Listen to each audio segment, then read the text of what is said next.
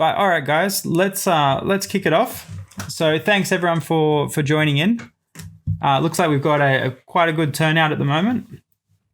I guess we're all here to have a bit of a chat about the new update 3.0. So we'll probably just work our way through Valkyrie's post. I think it's got a lot of detail in it, and it gives us some prompts to sort of work through. So I guess the first thing we want is the basics. How does the game work, and how do you guys feel about that? Or the Doom Tower work, I mean. So first up, we've got 132 stages. So that'll be 108 common, 12 boss, and 12 secret rooms. And it's going to be resetting every 30 days, and it'll have the hard and normal modes. So how do you guys feel about that? Good. So I guess it's not 100 and what did they say originally? 120 stages. So it's really 138 when you add everything all together, I guess. You're 132. The secret rooms. Yeah, 132. Right? Yeah, 132. What do you guys think about the 30-day reset period? It's fine. If we get 10 keys and eventually we're all going to figure out what to do in the tower. So I think end game players probably going to do both normal and hard every month. Yeah, you'd expect it. And then that gives you an extra 6 days up your sleeve. Is that what it works out to be? Yeah. You can skip like a week if you want. Yeah. And farm the tower. Yeah, so at least you're not under like total pressure to play every single day. You've got a little bit of room up your sleeve to take a day off every now and then. So and it's going to be separate keys, right? So you can't do normal and hard at the same time with the same 10 keys. You need 10 different keys for normal and hard. No, I'm not sure about that. Yeah, me neither. I'd assume that it's the same keys and you can choose to spend them where you like. That'd be the way that I would interpret it. That's what I'm thinking too, but I'm not sure. Yeah, so looking down here, it looks like you've got your keys up the top, which is independent, and then you'll change this normal to hard, and your keys will still stay, just the same as your energy or whatever. I guess what do you call them, like resources? Whatever other resources you've got tend to just stay up the top, and they're independent to what mode you're selecting. So we're just assuming that probably stays in line with what they currently already do for like campaign and other stuff. So I guess we'll jump forward. We already sort of touched on the keys, but there's going to be the two different types of keys. So we've got gold keys, which are to unlock a brand new sort of level. So for example, if you wanted to move from 76 to 77, you'd need to use a gold key. Whereas if you wanted to fight in a secret room, that will be using a silver key. And you can also fight bosses again using a silver key. That's what the silver keys are for, and the gold keys. It's an interesting kind of system. So they haven't gone into too much detail about what you get from repeating the stages, though, which is kind of interesting. Did you guys catch anything more about that? About what you get if you repeat a stage? No, there's lots of unknowns still. Yeah, this picture here tells us something that I guess it shows us that the bosses have affinities that are not void. Yeah, actually, I didn't pick up on that. So that is quite interesting. So Magma Dragon here, you can see is magic. And the other thing is you can see this is round 3 of 3, which means that you've already fought 2 waves prior to getting to this. So similar to normal dragon. So I guess that's a couple of things you can take away from that. The other things are, it looks like you've got the boss's moves, which we kind of knew about. And then you've got this green one, I imagine, is your standard, boss resistance. You can't place a stun, you can't place it's like a sleep or any of those kind of CC on the boss. I'd assume that they would apply in that. So in terms of rewards from the boss, we've got the different sets.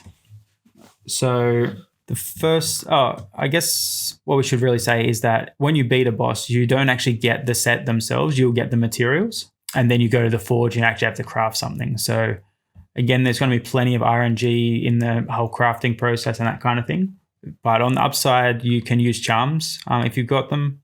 So it might be worth saving your charms for when these sets come out. If there's one there that you think is quite good. So I guess we jump through, and if you guys are ready, we'll have a bit of a chat about the sets. So what do you think about Fatal? Or does Manny, do you want to explain Fatal then? No, yeah, sure, absolutely. So 15% attack and 5% crit rate on a 2-piece set. It's a pretty good set. It's I would say it's okay. It's not like crazy. But yeah, I really like the idea of being a 2-piece set versus a 4-piece set. And we all have like that 4-piece immunity, or 4-piece set that like is perfect but is like 95% crit or 97% crit. So I feel like if you get two really good pieces out of this, I feel like that's where it can come in handy. Yeah, and it'll be a lot easier to complete this set than the other ones. Like similar to what we see with Swift Parry, where you might have a couple good pieces, but then trying to finish off that whole set to make a good champion is very tough. So I agree with that the 2-piece seems pretty good. Deegs, how do you feel like if you had equivalent stats on Fatal or on Cruel, which one would you be more likely to use? Ooh, incredible. I'd probably still go Cruel for the armor reduction. This is a great, this is a good set, I think, because it can fill those gaps, as Manny said, right? There are plenty of times when you're just a little bit crit off or something, not necessarily just the arena, like even in a dungeon or a factional team or whatever, that it's just nice to have a 2-piece set that can fill a small niche. It'll probably take you a while to get some good pieces for it, but still, again, I can imagine it just being that piece where a couple months down the track, you go, oh man, I'm so close to finishing this build. And then you look and you've got 2 pieces here that finishes it perfectly. Yeah, so if you're just a little bit low on crit rate. That's as far as I said. Yeah, like I can see that. More than that, Yeah, so if you can get 100% crit rate, then Cruel's going to be better. But if you've got some really nice other pieces, but you're just short on crit rate, then I guess that's what Deegs was leading to. Then you might use this as more of a filler set. So the next one is Untouchable. So Az, would you like to read this one out? Yeah, sure. So basically this one is improved immunity set, which adds additional 40 resistance to the 2-turn immunity that you get from the immunity set. It's also a 4-piece set. I'm not sure what to say about it. I mean, it's just a slightly better immunity set. There's nothing else that comes to mind about it. But if you've already got immunity, then why would you want resistance? Yeah, I got some I'm ideas. not sure about this set. I've got like the one super niche use for when both of those are really good. Yeah, you mean like for immunity blender? Yes, there it is. That's the only one. Immunity for the tournament, resistance for the Valkyrie. There it is. Yep. Yeah. Nothing else makes sense with the set. Yeah, you can still go for like if you're going to go for like a high resist comp, like you do sacrifice 40 resist to go for this. But if you can get like immunity on your Duchess as well, then she's not going to get stunned or those effects from like gear sets. Well, 40 resistance is not much, to be honest. It's not like you can glyph this, It's just a flat 40 resistance. For a 4-piece set. Yeah, for a 4-piece. Yeah, it's a 4-piece set, guys. Keep in mind. Right. Yeah. Yeah, so this is... Yeah. I don't know. It's just the time it's going to take to farm a decent set of this. Yeah. Definitely. Yeah. I don't know.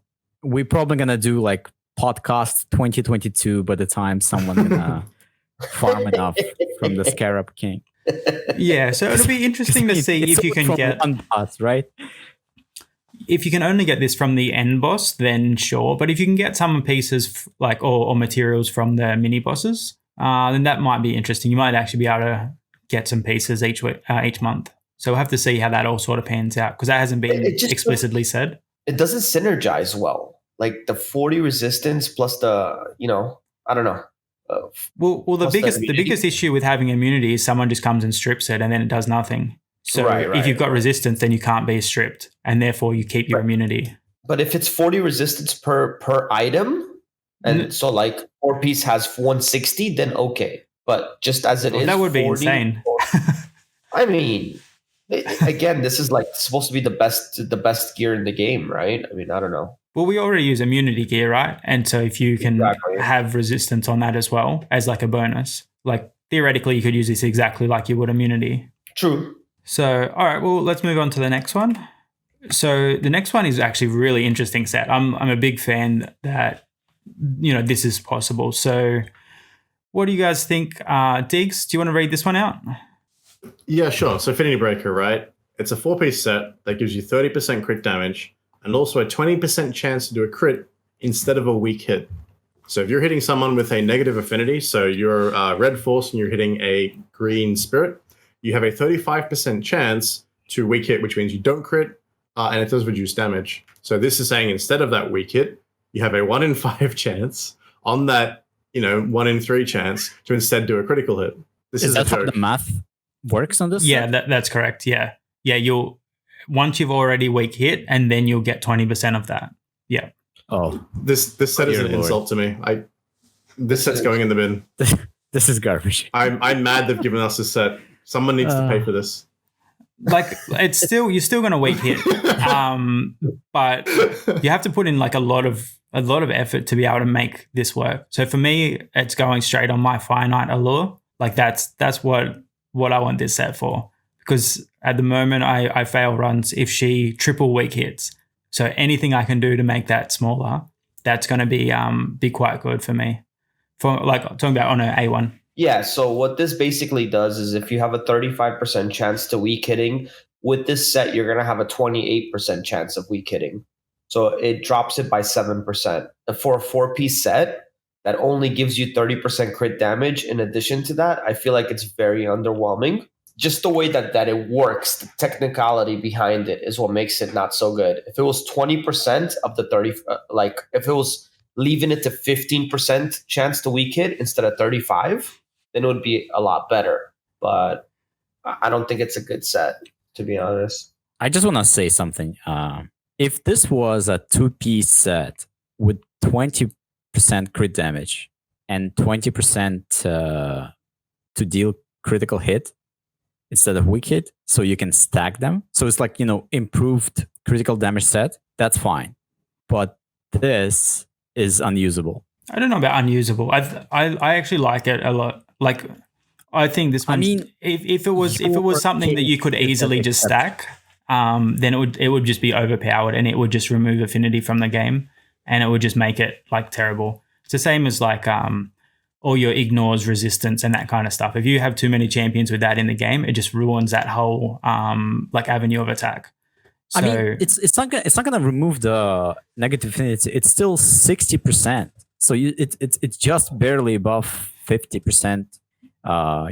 Removing the affinity. Keep in mind, this is a very difficult to obtain set, and like other than the specific cases of like ultra fast runs in Fahrenheit, like you have, like this set is absolutely not usable by anyone. I would never take this over. It's just useless. What about, would you put it on if you had like a second Trunda and like in a force tank meta, would you consider it? No? No. 20% chance is nothing. It's an insult. Yeah. No. Someone needs to pay for this set. I think they were just being cautious because if they went the other way, I think it would be like very OP. If you just you just basically make them like void, but you have benefit on the other side, right? If they had like a asterisk saying that items that drop from this boss can only be 6-star, epic, and legendary, maybe then this is usable. You can make a very powerful set. But because you're gonna get your regular spread of garbage, it's just I don't know. It's just an insult. Yeah. I don't think it's an insult, but it's definitely not as OP as people might first think. Someone must pay. Would you prefer it to be more OP and just say like you just you crit instead of weak hit, just straight up, not a percentage? A set that makes any champion a void champion is pretty wild. Imagine Trunda as void is all I'm going to say. Like, well, it's just basically ethos for better, right? Yeah, I mean, that's a pretty low bar. Ethos isn't that great, but yeah. Yeah, I heard Pluto kind of likes him, but yeah. Yeah, I'm with that. I think if it was, and most people that were in chat as well, if it was complete removing of weak hit, while also, you have the 30% crit damage. Oh, that's pretty big, man. That would be a massive set to have. Yeah. So, all right, let's keep going. So the next set is Frostbite. So this one is a little bit more complicated, I guess, or maybe more complicated than the other ones. So Frostbite is obtained from Sorath the Frost Spider. It's a 2-piece set. So it's got a 15% to resist freeze and a 10% to place freeze on the attacker. So similar to your normal Frost set, like you have to be attacked to actually place it. But what happens is this one actually does stack. So if you've got 2 pieces, it goes to 30 and 45. And if you've got a full set, it goes to 30 and 20, and a full set goes to 45 and 30. So it can actually get up to sort of decent amounts, but it's interesting because like Frost isn't huge in the meta right now. Like, yeah, Tormund, but not too many others. Like Ray, maybe. Gogo's pretty fringe. New champions. The new champions, yeah. Maybe this is just like a safety valve against those in case they do just get it too OP. Then we do have an avenue to kind of fight back. Which if that was their mentality, I don't mind that. I think that's a good way to approach it. To put in one thing that's like could be broken, but then also put in something to counter it. What do you guys think about this set? Would you use it? I think it's a situational gear set. It reminds me when I played World of Warcraft like 10 years ago, and we needed like that boss in Black Temple, I think it was, that everybody needed to wear resist gear. Like it just reminds me of that. Like it's something that like you're gonna need for a specific situation for a specific boss, and not needed anywhere else. Yeah, I'm assuming this works against the Frost Spider. Yeah, it does. So it's situational. It's better than the previous set, but it's situational. Yeah. So what about the ability to use this as a 2-piece so that you can actually pair it with like Savage or pair it with something else? Like if you wanted to, make up a bit of an interesting build. RNG into like heavy RNG game. Yeah, why not? Put it with a Swift Berry. Just create a nightmare of a champion. So you can actually stack Frost and this set if you wanted to, Deags. I'm not sure that's better than stacking this. Frost and Swiftberry. Fun stuff. So right? I want to just fill in anyone listening. If you don't already know, Frost set is objectively the worst set in the game. If you put this set on your champion, you're an idiot, basically. It just reeks of beta energy, right? It's like I hope they hit me and I hope I freeze them. It's pathetic, right? In the arena, you dominate your opponent, you go quick, you stun them, you freeze them, anything else except being hit, right? Why would you gamble on they have to hit me first and I have a chance of freezing them, right? It's dumb as a set, right? It's stupid. It has no place in the arena. Don't you dare use it. That in mind, this is just version 2 of the same thing, right? You have a chance to resist freeze. If I want to resist freeze, I'm bringing immunity or I'm bringing high resistance, right? To only resist freeze, it has to only be good in the Frost Spider boss in the Doom Tower, right? But as Pluto said in chat, you need to get this set to be strong against the boss that you beat for this set, right? It's a weird way of getting it, right? Once you beat the boss, then you kind of don't need this set to beat the boss anymore. Yeah. Yeah, exactly, right? So it just, in my head, it's just, okay, this is just Frost set V2, which means this is now the second worst set in the game. Yeah, but you can pair it with a Swift Parry. Exactly. Swift Parry and the proc. But you freeze yourself, but other Swift Parry procced, and it's just a never-ending cycle of RNG. And the other thing is, if you do that and you happen to beat Deags, if you do this and you beat Deags, definitely post screenshots of it with your build and your defense log just to prove it, and then post it into Deags' chat. He will appreciate that. Disgusting. In the bin. All right, so there is another note here just below. It says, in addition to artifact materials, you'll be able to win champion fragments by completing secret rooms. So it seems like the champ fragments are only from the secret rooms. It doesn't mention that you can get those anywhere else, whereas the gear sets are from the bosses. Or not the gear sets, the gear materials is from the bosses. So in terms of that, there are a couple new champions. So the first one, Thea. I'll read this one and then we'll pass it around for other people to read the next ones. I guess the format I'd like to do this time is if you read out the first ability and then make comment about how you feel about that, and then the next one make comment, and sort of work through that way rather than just reading it as a wall of text. So I guess we'll just jump straight to the Ascended. Attacks 2 times at random, 75% chance of placing Hex for 5 turns. Like, that's huge. This debuff cannot be resisted, and critical hit decreases the cooldown of Not of This World, which is the third skill here. I'm assuming this gets booked up to 100% chance. Being a legendary, most likely that would be 100%, but still for 5 turns, that's crazy, and no resistance. What do you guys feel about that? Well, it's the first ability that we can use that has Hex in the game, because only the Minotaur has that. Yeah. Do you just mind giving us a refresher, Manny, of what a Hex is?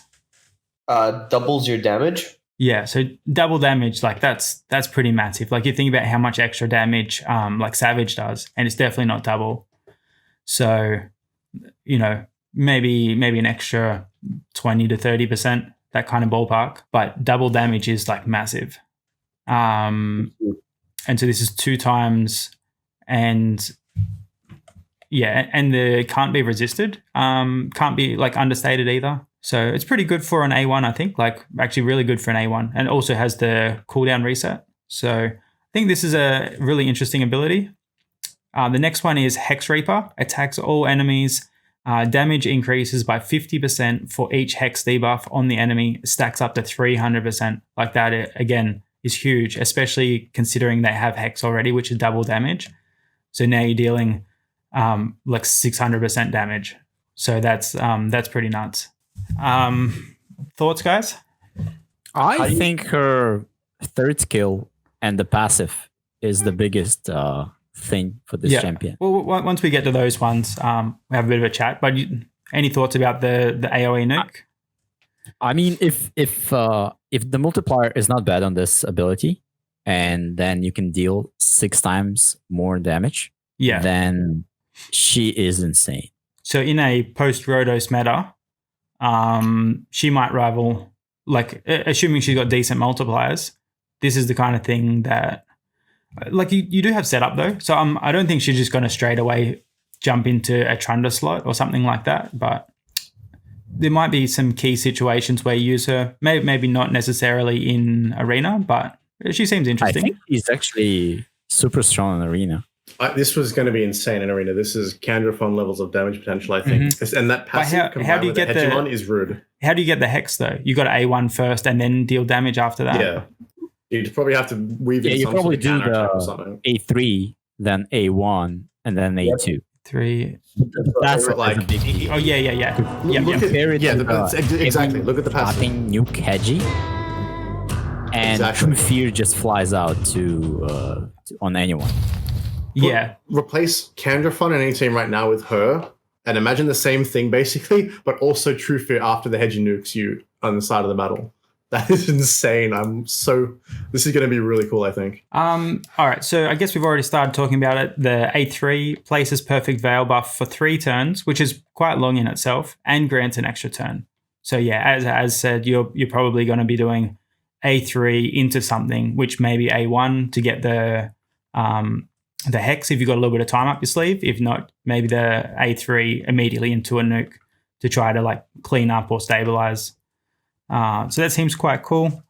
The Cruel Angel, the passive, has 50% chance of placing True Fear debuff on all enemies for 1 turn when an enemy loses 30% or more of their max HP in a single hit. So as you wanted to say something about that one? Yeah, you just pair her with a Nuke Hedgie, and you have a 50% chance to True Fear entire enemy team, which is insane.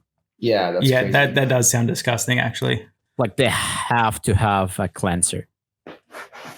Yeah, because say, what's one of the more common ways to deal with new hedges now is what Siphi, double Rhodos, and double Rhodos and a shield champion, right? So that it won't affect that. They'll just walk straight through this, right? Siphi will just cleanse, and then the Rhodos is yes, but the Siphi might get feared, right? And that's fine. They still just die to the Rhodoses. You can still stall for a long time depending on what your team is. Yeah. In the right team, it'll work. But like as a standard, they will weak it. True. Yeah. So that's another good thing about her is she's forced. So in this meta, the weak hits will be tough. Okay. So you think put her into like a Candrafon type team with a Nuke Hedgie, maybe like a Krisk or something like that, and a Duchess, that kind of a team. Is that what we're talking about? That's my first impression of where I'd use her. Yeah. Just pairing it with the Hegemon and everything else is just, you're laughing a bit after that. It's really cheeky, this champion. Yeah, okay. It's a great champion. Great champion. How do you get insane? It just she can be used to great efficiency with a certain combinations, I would say. So what do you think about using her in like a dungeon or something like that? Like considering she can stack up to 300%, so that would be like all 10 spiderlings. So if you placed Hex on the spider and then you'd have 300%. Unless you have like a debuff spreader. Yeah, you'd need to do that. I don't see how she's going to be useful. But even I think that wouldn't be that much damage on spider anyway. No. Yeah. Anywhere else you guys see using her? Otherwise, we'll move on to the next champ. Okay. So, Doom Tower itself, probably, right? Like CC, damage, bit of sustainability with the Veil. It's probably going to be a good champion all around. Yeah, that's fair. Like, because the Veil does offer the damage reduction. So that's not to be sort of understated either. The duration of her buffs and debuffs is like, just really blows me away. Do we have anything else that lasts for 5 turns? Like, that's a long time. Yeah, that's crazy. That's really, and a non-resist. So we're finally getting a Hex, and it's a non-resist, and it's on an A1. Yeah. I this champion is really, really good. Really good. Yeah, because like even if she dies and then your Krisk or your Hedgie gets another turn or something, if they're doing double damage, it won't take long to like chip through someone if they're, still got it on for 5 turns without a cleanse or something like that. But all right, let's jump to the next champion. All right, we got Gomlock Skyhide. Diggs, did you want to take this champion? Sure. So force support for orcs. The A1 is to attack one enemy. A 50% chance of placing a leech for 2 turns, and a 50% chance of placing for 2 turns on 2 random enemies if you have full HP. The A2 attacks one enemy with a 60% chance of stealing 2 random buffs from the target, and a 60% chance of decreasing their turn meter by 50%. However, if he has full HP, it'll steal 50% of their turn meter instead. Okay, cool, I guess. It's not overwhelming. Fuck off, Jeezy. A3 Wild Surge attacks all enemies 2 times. Each hit has 75% chance of placing a decreased defense on all enemies for 2 turns. Now we're getting somewhere. Assuming with books that's 100% because it's a legendary and it's at 75, it's often the case. First hit on the target also has a 75% chance of decreasing their turn meter by 10%. Nice. The second hit has again, probably when booked, chance of placing a weakened debuff for 2 turns if you have full HP. So that's pretty cool. It attacks all enemies. So in the arena, there's some downsides there. You might trigger some passives. You might trigger some masteries like Cycle of Revenge. But you're getting a decreased defense and a weaken on a champion. That's pretty good. The other thing is in the game. This is a force champion too. So we don't have anyone who's AoE force, right? Like you've got Razin who's single target force. Is it like just damage dealer or what? No, that plays decreased defense and weaken. Decreased defense and weaken. Spider. Yeah. Oh, in his one's Spider. Spider, can do AoE. Chance of weaken though, it's I think when booked 75% chance, 80% chance. That's true, yeah. Weaken is an option. But he has like a huge cooldown. But the fact that it's attack all enemies 2 times and as a support champion, I'm probably thinking that they're not going to be a hard hitter. And I'm never really a fan of a debuffer having an attack on their debuff ability. Again, it can interfere with too many masteries, too many passives. It's a bit risky. Yeah. But the fourth ability, the passive, whenever 4 or more buffs are placed on the enemy team in a single turn, puts a shield buff on this champion equal to 15% of their HP. Sure. Not Situational. Yeah. So do you guys have anywhere in mind where you think you might want to use a champion like this? I will go with no. Not really? Yeah. So I guess I'd rather just run Lydia instead of this champion, don't get me wrong. But not everyone that will I guess there'll be some people who won't have This finished is for faction wars, completing- right? This is for completing Doom Tower or whatever, right? You don't Or have to some sort of complete. achievement. You have to. Yeah, You get this is the you, fragment. you get from the the Doom fragments Tower. from the doing secret rooms. The fragments. So you don't have to Okay. actually complete it to get these. I do believe that you I get. don't know. I do believe that the legendary ones are only from hard. I heard talk about that. I'd have to double check in here to see if that's confirmed. Right. Um, If that's the case, I think Lydia again is just a better choice. She's void. She's also gives speed and strengthen in addition to the decreased defense and weaken. Everything else about this champion's a bit kind of meh. Stealing 2 random buffs. Okay, random buffs on a legendary is a slap in the face. It's a bit rude. Chance to decrease turn meter. Again, all this chance and RNG on a legendary champion that might be hard to get, I think is bad design. Yeah. The A1's okay, honestly. A leech is pretty decent to have on an A1. But yeah. And yeah, at this point, as Makuden's saying in chat, if you're looking at hard content like later Doom Tower or even hard mode Doom Tower, you should have Lydia by now. Faction Wars is incredibly easy now after the nerf. like it'll depend on like if people just starting to get into faction wars now, they might be at the point where they can, given that they have some strong champions in some factions but not in other factions, they might actually be able to breeze through a lot of the early Doom Tower, and maybe some of the early maybe they can finish easy and only do the first 30 levels or 50 levels or something of hard, and see if that's where they're up to. They haven't quite finished. So I guess in that regard, if they don't have Draco, then here's an option. But yeah, similar to Spider, 6 turns is a long time for decreased defense and weaken. And not only that, like again, unless he's got quite a lot of cooldowns that you can book, you're not going to be able to use him in Clan Boss or anything like that either. So that's unfortunate because he does have the leech, which is kind of cool for Clan Boss. So I think he may just fill a bit of a gap for some people while they're waiting to get Lydia. But yeah, there's better champions in that role, I guess. So you guys have any other comments about this one, or we'll move to the next? Yeah, move to the next. So Eros, the Soul Cage. Manny, did you want to talk about this one? Sure. I never read his kit, so it'll be the first time. Yeah, that's okay, mate. So if you just take it one ability at a time, we can talk about that and then move to the next one. Yeah.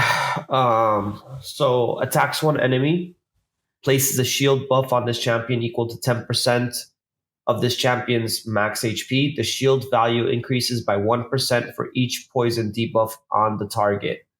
So assuming that you can put up a stack of full 10 debuffs, this can be at most 17%, 16% if you have defense down, weaken, or whatnot.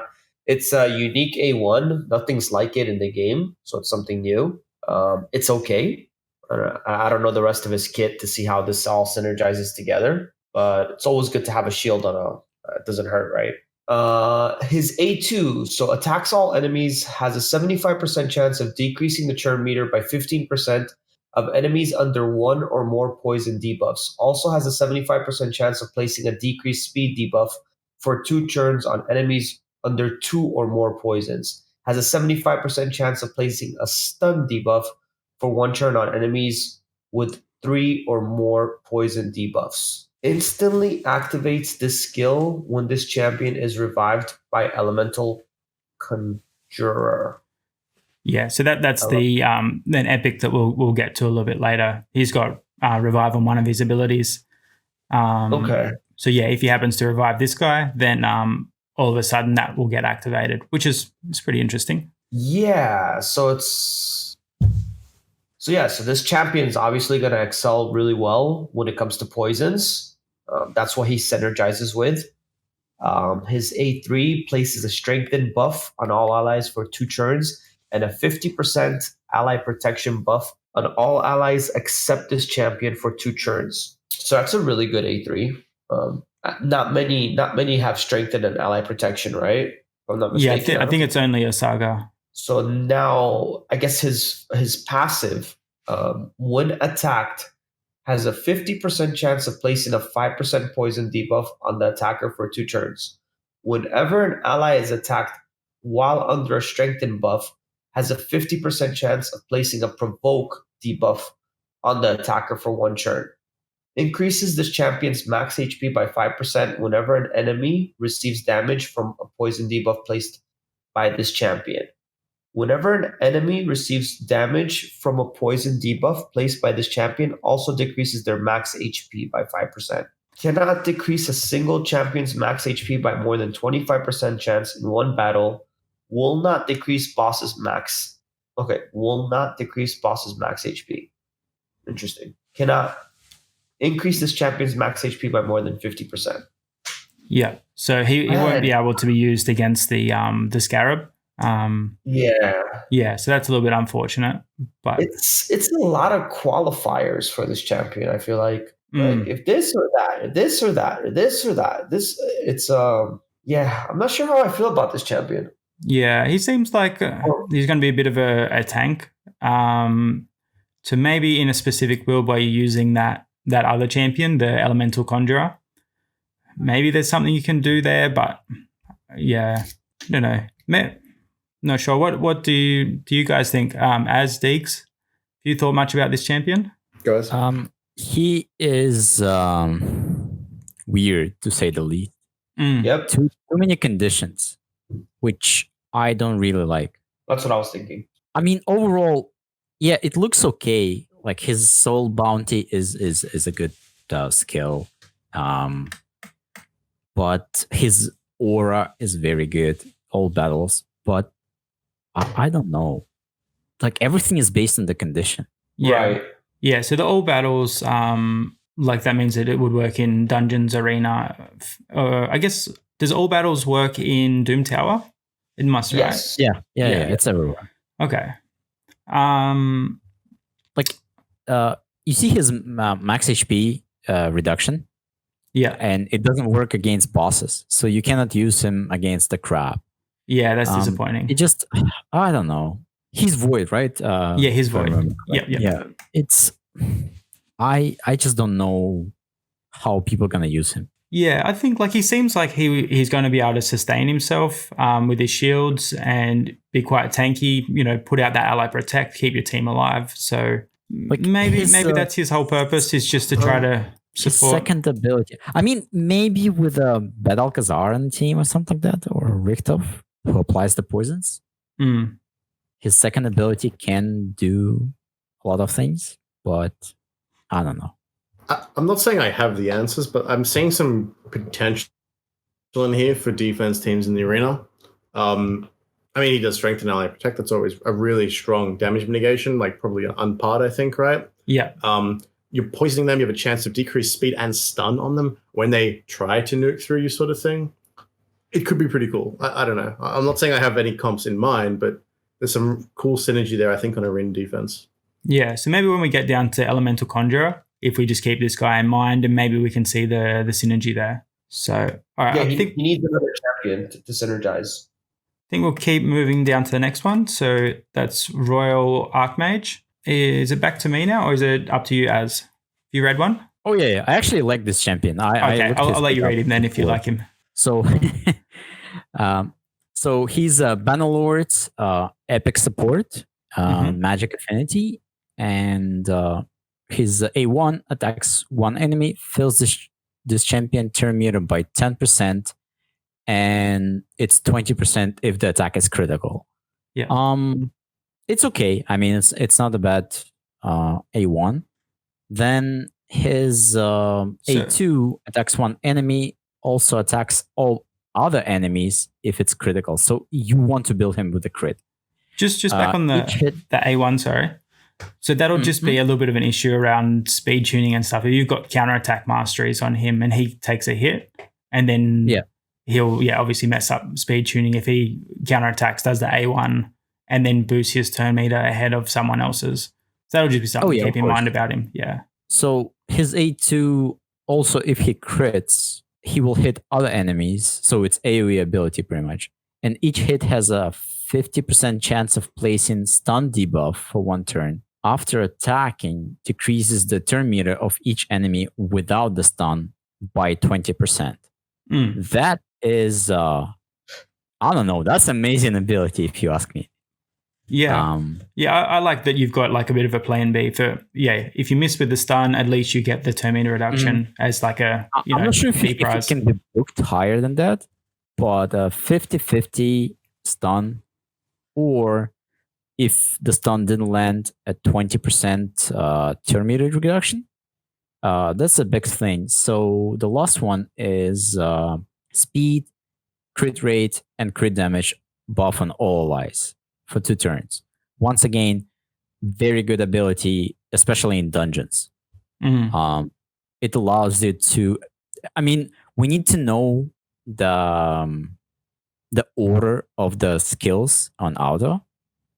But if he does A3 on auto, he's a great dungeon champion. If he does A2 on auto, he's actually a very good arena champion. Yeah. And then what else? Oh, immune to turn meter decreasing effects. That's one of the best passives that I think is in the game. Like, you cannot stop this guy. Yes, I mean, it's in arena, if you're using him there, like you don't need to stress about Valk, cutting in, and then he'll be able to place the stun and decrease turn meter. So that way you should be safe from getting cut in after that. Yeah. He should be a beast on the offense. So, I mean, overall, he's very versatile. He can be used in dungeons. He can be used in Doom Tower, but we are getting him from Doom Tower, right? Yeah. And his kit looks to be pretty powerful for arena. So I'm not sure if anyone wants to add, or you guys want to add anything else to what I said. Yeah, I think we don't know his basic stats, by the way. Like, I'm looking at the chat, 90 base speed. I hope it's not the case. No, it's not in the data yet. Not from what I've seen. You guys have you had a look since we haven't got this patch actually updated yet. So once that goes into the system, then we'll be able to check out the actual data to see what the stats are prior to it going live, but it hasn't been updated yet. Manny, you were going to say something? Yeah, great champ. I mean, so it's a good champ. The A3 is great. What Azazzell said is huge. Like, what does he prioritize? Because if he prioritizes his A3, then you can build like dungeon teams around him, and you don't have to cap them, and you can farm things a lot quicker, properly speed tuned. So yeah, I think it's a very, very good champ. So if Psychic Guidance could book down to 3 turns, do you think? With his A1, you just can't use him for clan boss, right? Because I was thinking that some of those skills are actually pretty interesting, like the increased damage and crit rate means that you can build your team with 70% crit rate if it's on a 3-turn cooldown.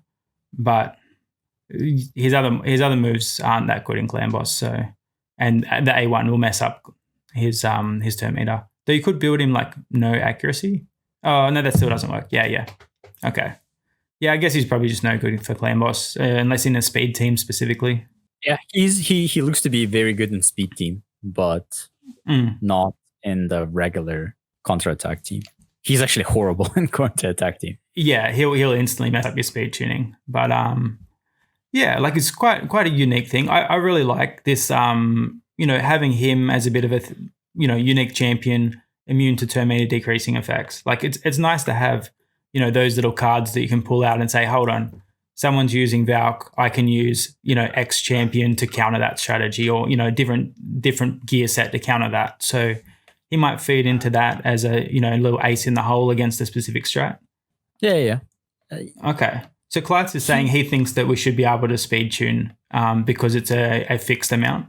So if you're building him with crit, then it should be 20% all the time. So you might be able to just tune him to be 20% slower and just account for how many hits he's getting. So it could be possible.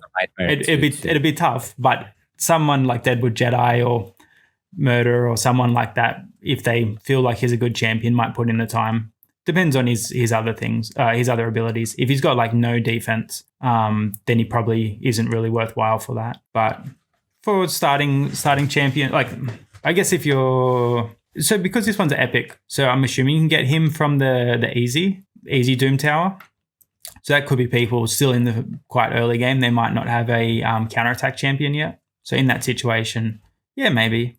But as you said before, he's probably going to excel more in the dungeons or arena. Yeah, and unless so it's mostly I think the way he's going to be coded is he's going to use his A3 all the time. So if that's the case, he's not very good on defense. Then he's actually horrible on defense. Yeah, in arena, of course. But if it's A2, then he is a very viable choice for the defense as well. Not necessarily like a top platinum, but people can use him. Yeah, just as like a yeah. That seems quite good. Similar to like a Ray or a Gurgo or a Warlord in that kind of slot. You mean just like boost immediately into him and then try to like CC them? Okay.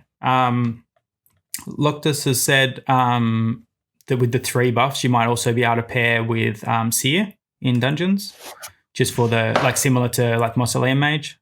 So, oh yeah, that's true. Yeah, he places 3 buffs. Yeah, that's a good observation. So all right, we'll move through to Inferno Golem.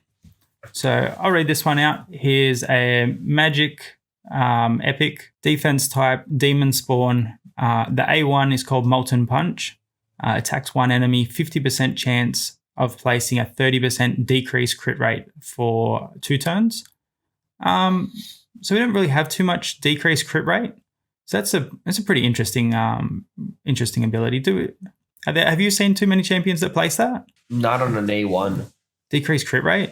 Yeah. So it could be quite good if you unfortunately like it's single target, but it's still quite a strong debuff, I think. Or no, I don't know. It's hard to say. It's interesting for sure. Like in a defensive type role. Like on offense, like it obviously doesn't really do anything, but defensively, if you're trying to protect the team, it seems okay. I wonder, does that debuff work on Clan Boss? It should. Yeah, but just crit damage reduction on him. Yeah. Okay. Yeah, it does work. Okay, cool. Yeah, that's pretty interesting. So it might be you might use him on some specific bosses in Doom Tower or something like that. If you after that debuff. So let's jump to the next one, Pyroclasm. Attacks all enemies, 20% chance of placing a HP burn debuff for 2 turns. The chance of this debuff increases by 20% for each alive enemy. So HP burn is an ability that we know is important for the Frostbiter. So that's quite a good ability to have.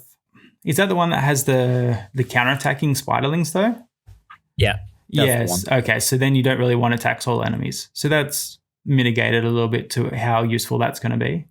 So the next one, Pyretic Release, attacks all enemies, a 50% chance of increasing the cooldowns of all skills by 2 turns on all enemies under HP burn debuffs. Also places a shield buff equal to 20% of this champion's max HP on all allies. So that's pretty cool. So it's basically like a mini Warlord. Increasing the cooldowns? Yeah. Sort of. Yeah. The chance though. Yeah, 50% chance. Yeah, okay. But this is also tied in with that champion Elemental Conjurer where it instantly activates. So what was the other skill that instantly activates? On that champion, the Void. Oh yeah, no, what's this one? Yeah. Field Eruption. Instantly activates. So this one of all enemies under 1 or more poisons. Okay, so this one doesn't place HP burn or anything like that. So this one is about poisons. The other one's about HP burn. Stun and 2 meter. Yeah. Okay. Yeah, I was just wondering if because this one was like conditional for HP burn. Yeah, because this is quite conditional. So you have to have HP burn up before it even affects the cooldowns at all, and then it's still only 50%. So that's quite a lot of conditions to get that. So not a huge fan of that. You most of the time probably just not even going to get it if you don't have the HP burn to begin with. Or and his A2 is only 20% to place HP. So it seems like even trying to use it himself to place the HP burn to then do this, your chance to do that at all is very, very slim. The shield's pretty cool though. So I guess that's pretty cool if you can get it to instantly happen. So his passive is Fiery Swath, 10% chance of placing a fear debuff on a enemy for 1 turn whenever they receive damage from HP burn. placed on themselves. Okay, so it's not if they take HP damage from someone else that has it. It has to be from their own HP burn debuff. Mhm. I think, judging by the 10%, it's probably going to be bookable. Yeah, possibly. Passive. Maybe to like 30, maybe 40. And I mean, overall, when I look at this guy, he is amazing in a regular spider. Yeah, if you're using like the HP burn strat, this is quite good because then you've got that extra CC. So while you're trying to stay alive, unfortunately, he's not forced though, so you can't use him as like the force tank because he does have like the AOEs, but he doesn't have AOE A1 though. So you could have him just as a support next to that champion, I guess. But yeah, what were you thinking as? Yeah, so I think he's going to be a good spider, not progression champion. I think people who will do normal Doom Tower will get the fragments for him, and they will have ability to get the champion that can deal with the Spider Linux and deal damage. Because right now, the options for Spider 20 are relatively limited. Yep. It's HP burn or max damage abilities. Max HP damage. So yeah, he looks to be one of the best options for the spider. He has the HP burn, shields. Yeah, so it's kind of an all-in-one package. And then I guess even on his A1, if he decreases the crit rate on the spider, at least you're not taking too big of a hit from the spider itself. Yeah. So the odds of the getting critted and dying are very low. Yeah, because nothing worse than that is you get that small percent of RNG where you get a crit on one of your low HP champions. The extra HP is in all battles as well, so that will work in the spider. So yeah, it's probably spider is going to be his home then. So Manny, do you have any thoughts on this one? No, not really. All right, let's jump to the next one. This is Elemental Conjurer, the one we've been hearing all about. So, Deages, did you want to talk about this one? Sure. Force support champion for the Dark Elves. Yep. Elemental Conjurer. Looks like a nice lad. The A1 attacks one enemy. Has a 50% chance of placing block buffs debuff for 2 turns. I already love him. He's a mini your grip, favorite debuff. Right? He's a mini grip. He's already at least A tier. All right, everybody's at A tier right now. Let's see how this goes. The A2 sweeping dismissal, 75% chance of removing all buffs from all enemies, and a 75% chance of placing a weaken on all enemies for 2 turns. Spicy. Yeah, that gets booked up. Might be decent. Yeah. This is I'm already seeing use for him in some comps, like replacing Sathalia. But I'll continue. Master of Summons, the A3, revives a dead ally with 50% HP and fills their turn meter by 50%. All right, pretty decent for an epic. Places block debuffs on them for 2 turns. Nice. Revives Inferno Golem and Euros the Soul Cage with 30% HP. Will revive them with 30% HP are on the same... okay, that's badly worded. What the fuck? Machine translation. I'm not the only one here that can't read this, right? It doesn't flow. It doesn't flow, no. Okay, yeah. It should say if they are on the same team. Yeah, like an extra 30%, basically, right? That's how I'm sort of interpreting it. Yeah. Yeah. If either of them are the target of the skill, the champion revive 50% HP in turn meter and then block buffs for 2 turns. Yeah, okay, look, it's fine. A revive, 50% HP in turn meter. Better than some champions out there. And as an epic, that's decent. And the auras increase accuracy in all battles by 40. That's fine. Again, for an epic, that's fine. Yeah. So if you're early game and you've got the, I guess you're not going to be too early game if you've sort of worked through getting both this guy and the one that we just looked at before, the Inferno Golem. But the fact that he can revive a champion of your choice plus Inferno Golem, and then also have, like a mini like Sathalia / maybe it's a bit more like a Ceres if it's doing like weaken. It's kind of similar to strip buffs and decreased defense that Ceres would have, but like a slightly worse version. So like as a reviver and that, it seems like a pretty useful champion in Arena, I think, especially if there's situationally. If Ceres did a revive as well, how much better would she be? right? Yeah. I reckon Weaken's even better than defense down in a lot of situations. Yeah, that's what I was about to say. I'm going to look at the arena, right? Not Yeah. every champion in the enemy team has like 4K plus defense. There's going to be like one guy or whatever, right? Maybe a Duchess or a Sufi. Our Trunders are still going to clap them. Weaken will do more damage to the non-defense champions, the high HP ones, right? It'll help burn through, say, a high shield Chris kind of team if they're, again, Duchess, if you revive it, doesn't have an insane amount of defense. I can already see some really cool use for this instead of Madam for that reason. And again, I'm going to use Chunder as the example because that's our common nuker at the moment. I would probably take this champion over Chunder in the current meta because I don't have to deal with the fear bullshit. Like the amount of times that like I've been hit by a nuke Hedgie and Madam's passive procs and she fears someone, and then someone counterattacks my Madam and kills her. It's more than once, right? It's happened. Okay, I don't have to worry about them having masteries. I don't have to worry about the fear counterattack or anything like that now. It's just remove the buff, give them weaken, and then my nuke will go next. Yeah. I'm really interested in this champion. And Madam getting frozen because she places the shield on herself. Yeah. That just crashes you. Yeah. So yeah, I think also like and then like so you can put her or him, whoever that is, in the lead, and all of a sudden, let's say if you can stack 800 accuracy, some people can. All of a sudden, you have a 840 without any additional help.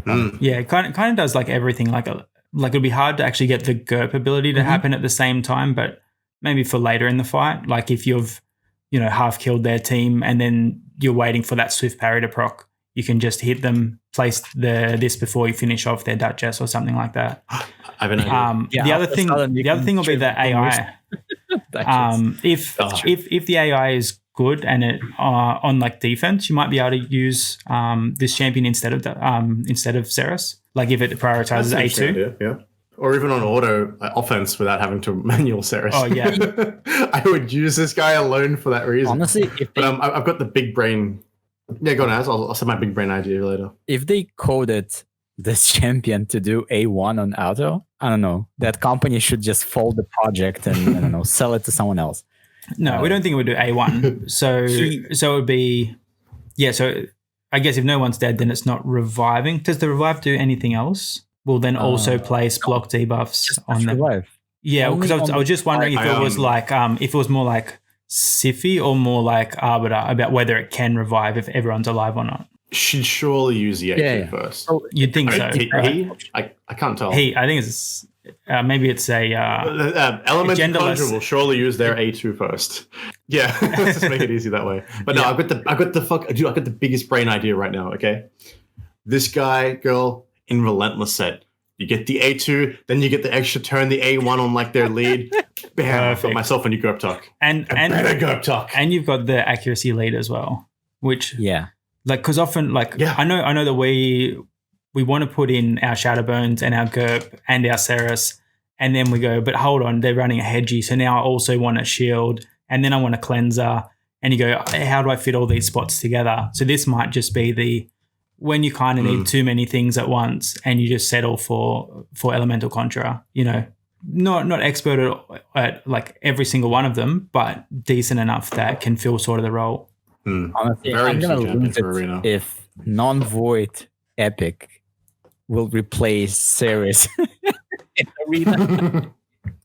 Well, like, I don't know. The more I'm looking at this champion, the more I think it could definitely be it's definitely a Ceres substitution, but whether it starts to get used over Ceres, it could be. I mean, anyone with with a good nuker in Arena, weaken is a big deal, as Deeks said. And like the affinity on getting hit back as well. Like you're not placing the decrease attack though, so you will get hit with the full force of an attack as opposed to Ceres. If they live. But you've got the chance for a weak hit from their nuker. So, a little bit of pros and cons there. But yeah, very interesting champion, I think, to say the least. I think it's got me a lot more excited than quite a few of these other legendaries, though. Oh, yeah. So just to confirm, all these champions that we went over, they're only able to be, you're only able to get them through Doom Tower fragments, right? Yes. Correct, yeah. Okay. What do you think about this champion, Manny? You've been a little bit quiet. Yeah. Sorry about that. Again, guys, I apologize. It's 7 a.m. So No, we appreciate that, mate. Yeah. But yeah, I think this is one of the better ones out of the pack for sure. So Stridge is saying to pair Conjurer with Ghost, so that way you get the decreased defense and increase attack. And Trunda. And then you just wreck all the teams.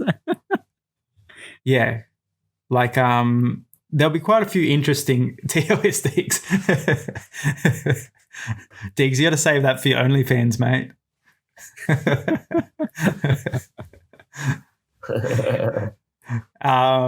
But yeah, like it's interesting. Like I thought this was more of just like a meme champion where they said, like, similar to your Skull Lord and Skull Sworn kind of thing. Yeah, it revives Inferno Golem and the Soul Cage. Like, I thought, yeah, like that's a bit of a novelty thing. But even if they kind of suck and you just use it just for the A2, like, champion's pretty good. So, all right, definitely this is one to keep your eye out for. And, you know, maybe we end up spending a lot of time in using keys into the, what's it called? The easy, not easy, normal? Normal. Yeah. So maybe instead of trying to spend a lot of time in hard, we'll actually use some of our keys in easy to try to, normal to try to get the Conjurer. So after that, it comes up and says, there is a name change on this champion, will be Rian the Conjurer. All right, so now that we've all come to know it as Elemental Conjurer, it's actually called Rian. So, but anyway, keep your eye out for that one. So every player who completes floor 10 will get placement in Doom Tower rankings. So these are separated into the following categories: global and clan. The rankings are further divided by difficulty. Completing Doom Tower floors will award ranking points and increase your standing, much like what you see in tournaments. When the Doom Tower resets, the game will pop up with the current rankings to highlight the most successful players. What do you guys think about that? that's Are we awesome. getting anything? Or just bragging rights? Bragging rights. Okay. I'm good with bragging rights. Yeah, if they have like a little reward for it, that might be nice. But if it's bragging rights, that's fine anyway. Like, you know, considering Faction Wars, we were doing similar sorts of things, but like by ourselves off screen. Like, we were fortunate that Campfire Cult was helping monitor that. But you know, I see it as something similar to that. It means that we can all sort of compete. I'm interested about how they're going to measure it. Exactly, yeah. Whether it's, you know, like the combined time to try to reduce it to the minimum amount, or whether it's the first to clear, or like as in, I think it's only like chronologically. Hidden rooms we can do that. The hidden rooms and the bosses, you can use the silver keys on to redo them. Yeah, the silver keys. Yeah. So how other games do it is, like, say for example, PainSeer, you're stuck on stage 105, right? And you can't pass it. You're dumbfounded. You're like, how can anybody pass this? Then you click on a certain section on the right, and then you're going to be able to see how I passed it, if I passed it, and what I used. And you're going to be able to see my live replay. Yeah, okay. That's what I think they're going to do, because that's how I doubt it'll be a replay. I don't think it'd be a replay, but it might be a victory screen or something like that. Yeah, this was the victory team screen. comp. Yeah. As far as I'm concerned, other people can fuck off. If they stalk, they stalk. Wow. I didn't expect that level of toxicity here. I expected it from Diggs. No, definitely not as. No, they both got toxic over time, bro. Yeah. Over time. Over time. But Azazzell was a nice person. yeah, but I think mean, like I whether will if it's a probably, race to the post a top, guide then that's somewhere, kind of but- cool. But I don't know. Like, I don't see the longevity in that as much, because then it's like, well, who wakes up first on reset and can complete it like immediately? Like, to me, I like that less than where you can kind of plan it out and think over the day and say, all right, I've got my keys to use. I'm going to complete, you know, the next 10 stages and, you know, then reduce my times on them or do something like that. So, no. I mean, I guess it's time to move to Japan. Which country has the The earliest. Australia's got pretty good resets. I mean, it's what is it?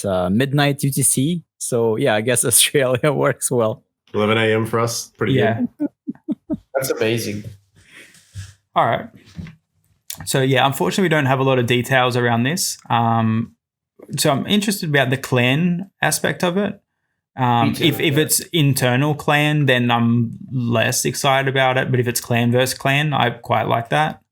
But again, that'll be tough because it'll be, how do you compare the clans? And then does that mean that, for us, like, will we need to reshuffle and say, look, we've got people with low player power in some of the other clans.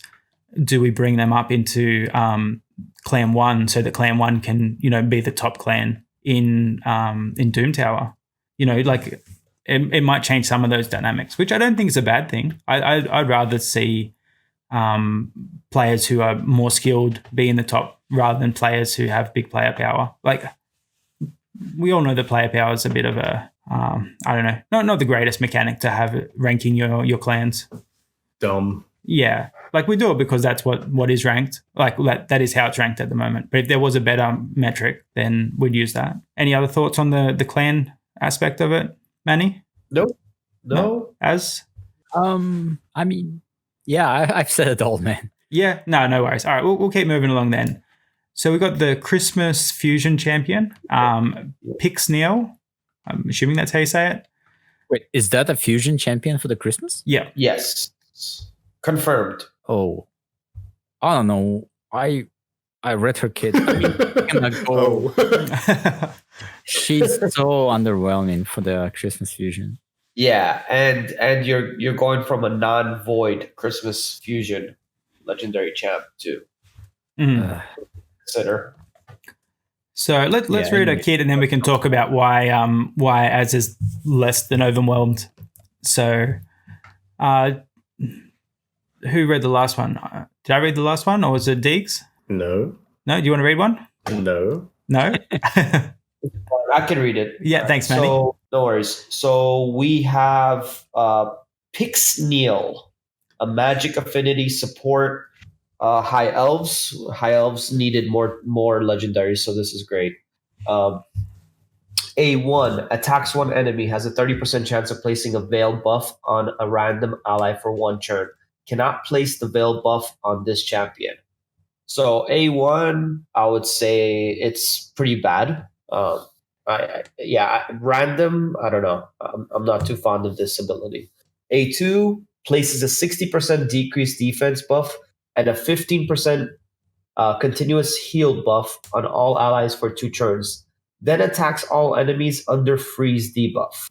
Places a 25% chance weaken debuff for 2 turns on all enemies under a freeze debuff. This is a good A2. I would definitely say that. It's a little situational, but it's not bad. A3 attacks 5 times at random. Each hit has a 30% chance of placing a freeze debuff for 1 turn. Has a 100% chance of placing a freeze debuff on enemies that receive 2 hits. So I guess this will be the synergize. This will synergize with her A2. Her passive, whenever an enemy places a freeze debuff on an ally, has a 20% chance of stealing the freeze debuff and placing it on this champion instead. Has a 25% chance of filling this champion's turn meter by 25% every time they receive a freeze debuff. Has a 35% chance of removing any freeze debuff from this champion at the start of every turn. If there are multiple champions in this team with this skill, only one will activate. Okay. She's also got the resistance in all battles aura. Yeah, I guess, if we look at the past, each time the Christmas, the first fusion was what, Sir Nick in Christmas, so we don't really count that one. But that he's like, back then with such few champions out, like he was almost a meta changing champion if you had him. Like he was used so much.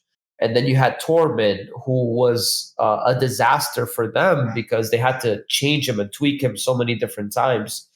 So this champion here, like they wanted to make sure that it's not going to be a meta-changing champion, which I don't think it will be. I think it's a niche champion that it's going to have its uses maybe on the boss in Doom Tower that deals with isn't there one that deals with freezes? Yeah, not sure, but Yeah, the Frost Spider, you mean? yeah, the Frostbiter. Yeah, Oh, exactly. Frostbite. Okay. Yeah, so for a Christmas fusion, I mean, it's okay. I don't know. So what about when we full kit her out with the Frostbite set? Is that a big brain play or no? Deeks? Comments? She's a snow champion. She needs to have frost, right? So, okay, my thoughts very quickly on this champion. I'm going to collect this champion because it's a gacha game and that's what you do, right? You collect shit. This champion's shit, right? All this chance of shit happening that's not even 100% on a legendary champion, right? Just get out of here with that. You steal freeze from an ally with a 35% chance of removing that freeze. Like, what the hell? What?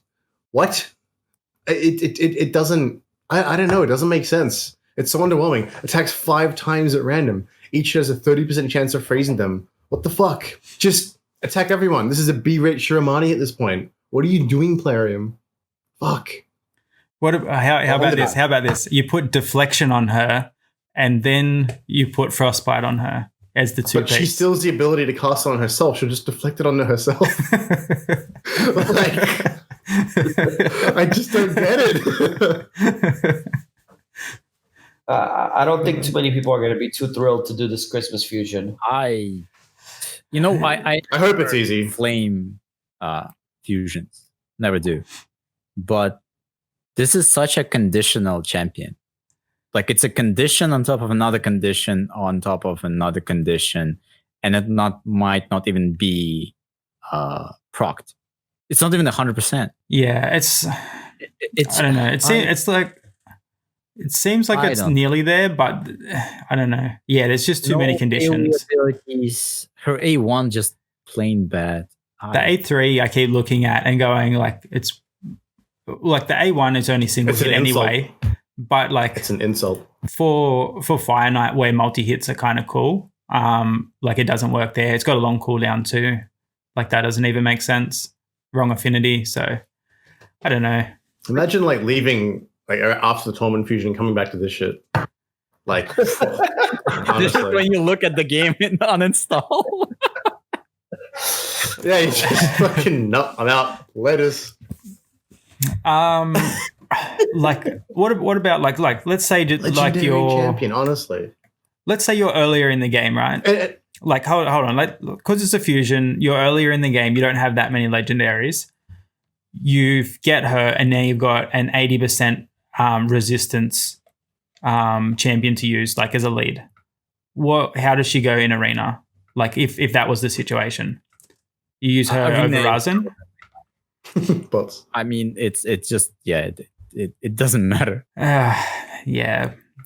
Like I don't know. Assume they take bots out at some point. Would you consider putting well, bots aren't going to attack your defense anyway, right? So you actually have real people that might attack you. If I was a new player or free to play, I'd never book this champion. This is a joke. And why is it a high elf? We have so many fucking high elves. Come on, for crying out loud. We've got factions out there with like 4 Legos, right? 5 Legos. Yeah. And we're gonna add more high elves. Like, Jesus. But wait, let's add another undead. Yeah, like number 2 undead, right? Like, just spread the love. Jesus Christ. Yeah. No, I agree with that. All right, let's move on to the next one. You guys don't sound very impressed about this one. So here is a faction that doesn't have that many Legos. So I guess I'll read this one then. So it's Carl. We'll just call it Carl. Carl the Scourge. Here's a legendary void attack barbarians. His A1 is called Axe of Allwinter. Attacks one enemy 2 times, and each hit has 20% chance of placing a freeze for 1 turn. He will ignore shield buffs if there are 1 or more enemies under freeze buffs. Will also ignore block damage buffs if there are 2 or more enemies under freeze buffs. will also ignore 30% of the target's defense if there are 3 or more enemies under freeze. Like, I don't mind that ability. Like, you get rewarded the more champions that you freeze. So if you were to run like a Gurgo before him and freeze their whole team, and now all of a sudden you've got, you're ignoring shields, you're ignoring block damage, and you're doing 30% defense reduction. So it's basically Savage Set, but it depends what his multipliers are on his A1. I'm assuming they're going to be quite low. So well, he's an attack champion, so. But it's A1. Like normally A1s don't just like chunk someone. But like it seems kind of cool. So I guess we'll go on to the next one, which is Blizzard Rider. Attacks one enemy, has a 75% chance of placing 30% decreased speed for 3 turns. 75% chance of placing a freeze for 1 turn. Also steals 100% of the target's turn meter and places 30% increased speed on this champion. So stealing turn meter is huge.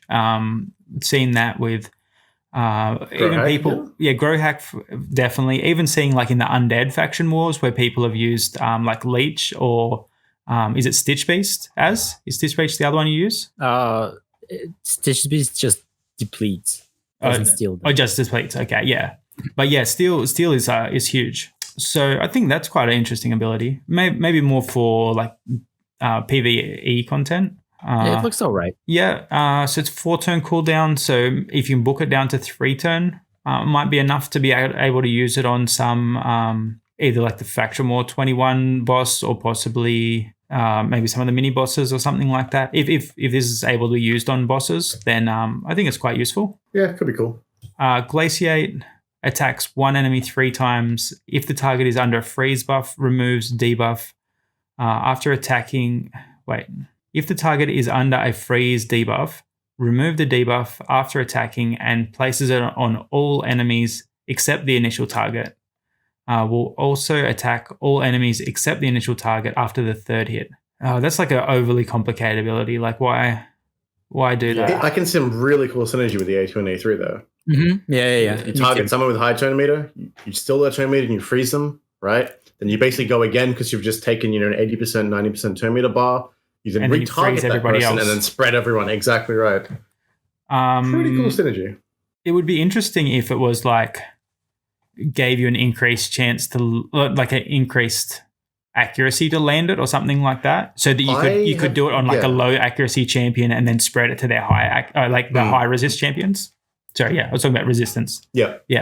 Well, I'm probably wrong on this, right? But I'm looking at the wording, right? Removes the debuff and then places it on all enemies. You think there's no accuracy check here? Maybe. I have this theory with Lysandra stuff as well. Like her wording is specific, and I think there's a chance, low chance, but chance it may not require accuracy.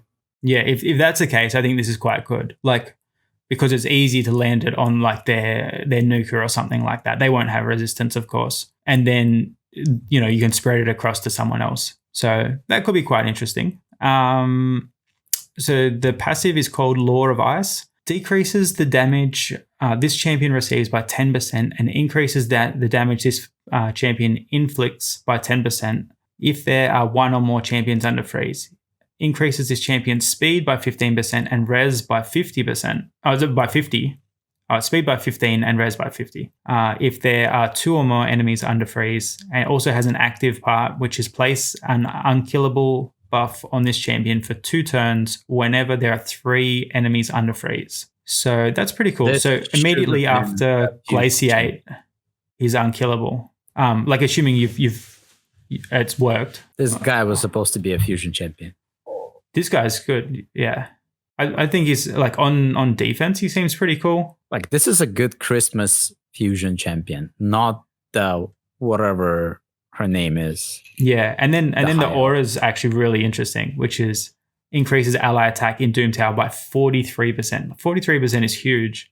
What's our biggest attack aura at the moment? Is it like 30 something percent? What's into like Royal Guard for the Spirit of Light?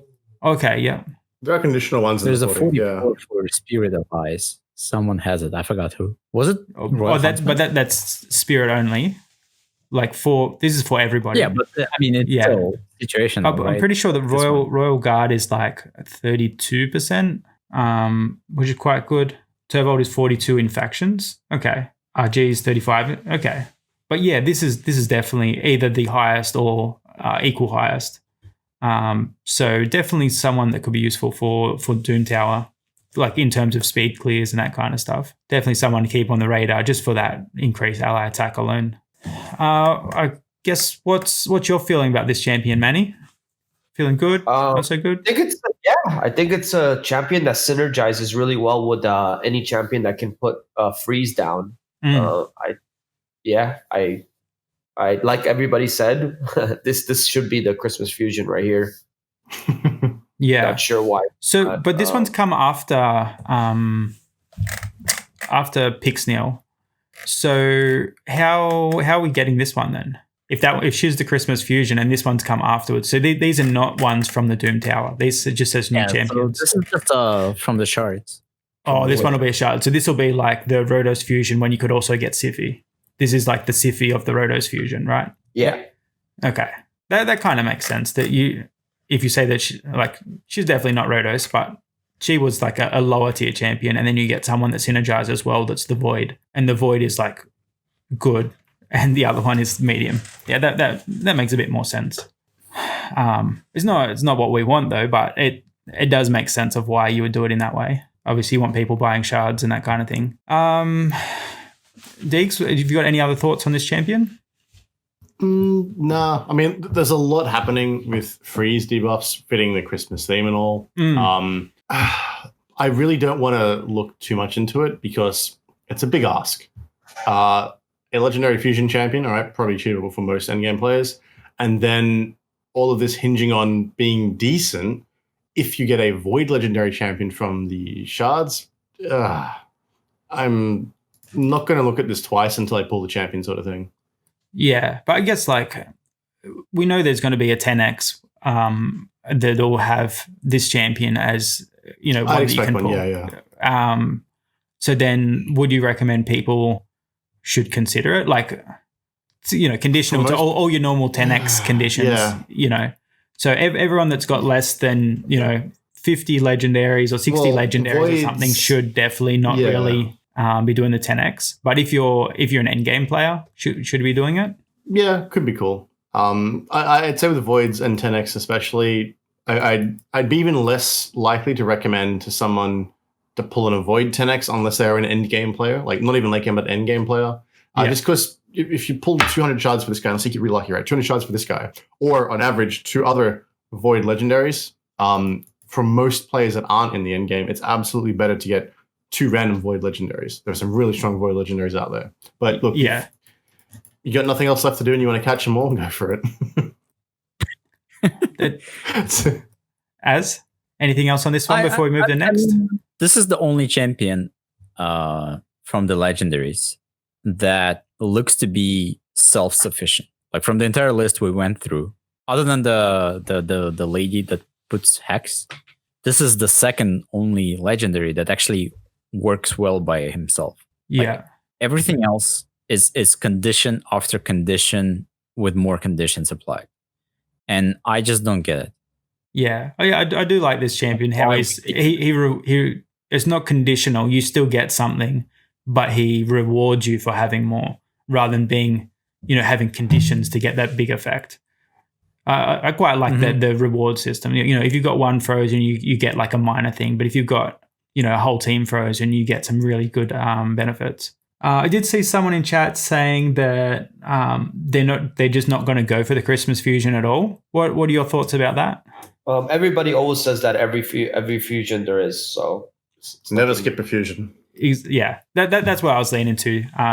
So for anyone who is sort of newer game, maybe hasn't done too many fusions before or seen like the history of fusions, it's almost always if it's within your means to get the fusion. Obviously if you're really early and you can barely farm campaign, fusion's probably out of your reach at the moment. But if you're pretty comfortable in the game, you're winning tournaments here and there, that kind of thing, then the fusion's probably quite achievable for you. I'd recommend always to go for the fusion, because quite often the fusion champs, they might be better than people expect, just off paper. Once you see how they fit into the meta, and if the meta like shifts at all, if champions like Skull Lord, who was totally written off, but now there's niches found for him. Gerptuck, for example, who now is Deages' favorite champion. He has a couple of different niches for him. Like a couple of these types of champions, people just totally wrote off, said they were crap, had no use, didn't like them, and never went for them. So for that reason, I would say you should still be considering going for Pixnil if she's in your mains, because for all we know, it might turn out that she's actually got this really cool niche that in this specific Doom Tower stage, because we still don't know what the stages are like. We don't know what the bosses are like. Maybe there's a specific one where she is good. We don't know just yet. So saying that you won't go for her, I think it's pretty dismissive, and it's so difficult to go back and get her afterwards rather than just get her at the time. Yeah, and imagine like we find an amazing strategy using this fusion, and then you're like, oh, I don't want to get this fusion, and then now you have to rely on pulling it from shards. Yeah, it can be very, very expensive to try to get it afterwards from shards. Yeah, like what else are you gonna do? Go farm shit gear and dragon? Like, I mean, fusions give us something to do, and there's a lot of content creators that show you that, not a lot, but a few that show you that you can do it as a free-to-play player. You just have to grind. You have to put in the time. So, and preparation, importantly. Yeah, so Exactly. now is actually the time to start preparing, start farming your potions, start banking up some, good your chickens, or rather than just leveling random champions at the moment, try to keep some, level 3 champions, level 4 champions, and that kind of stuff sitting there available. So when you do the fusion, you can quickly rank up your champions, and you've already got the resources there. So now is the time to start working towards that, because by the time Christmas comes around, you'll be stocked up with potions, you'll be ready to go. It won't be like you're really rushing, or you've got to try to spend money to catch up. That's great advice. So, did you want to read this one? Yeah, sure. Cheers. Echek. I have no idea how to pronounce that. I guess that Echek the Vendarin.